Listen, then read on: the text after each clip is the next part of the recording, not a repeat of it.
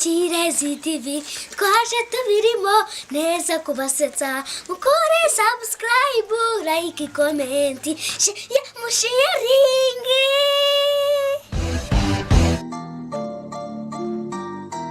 kuno numenye mwatetse mu ibyo bigige mwabitekeye ntibirashya. Oh no ibiryo no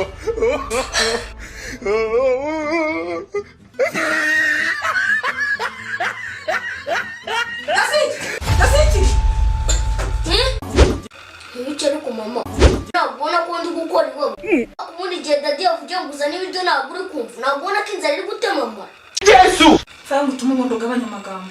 What? Cyangwa reka mbanze mugaburire. Ndagutuma umaze kurya. no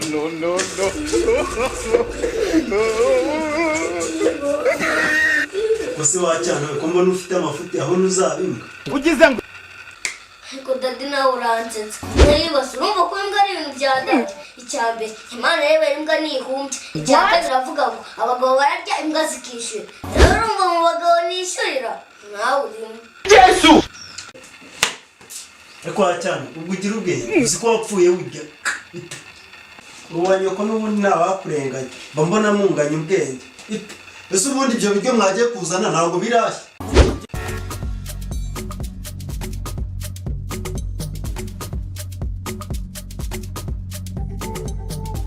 Iya papa.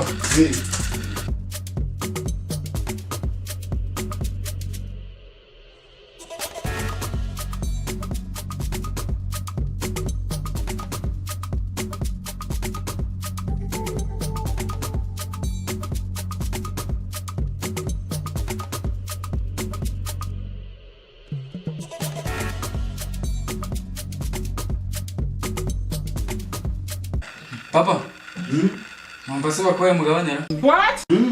Mombasa genda ubaze nyoko niwe uzabika ibi. Yesu Ni ibintu byo muri uru rugo ntamenya aho babibika.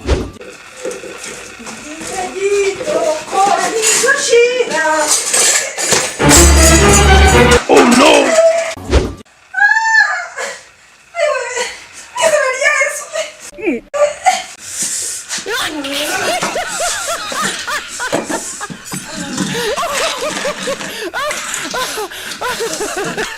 Je n'ibiki bimendetse sha. mama yikubise hasi Mumbarize ko bya birya bimenye.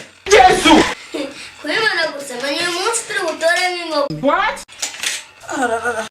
Aho kugira ngo mubabazwe nuko mvunitse. Mubabazwa nuko ibiryo bimenetse. Muri ibi bigome gusa. Juraga siki. Uko mama arafunitse. none urumva se byarutinyuka ahubwo atumeneye ibiryo ngaho Yesu ahubwo ndabona hari hano korupsiyo mureke twese dutore nk'inkoko kabisa ugize ngo akiriho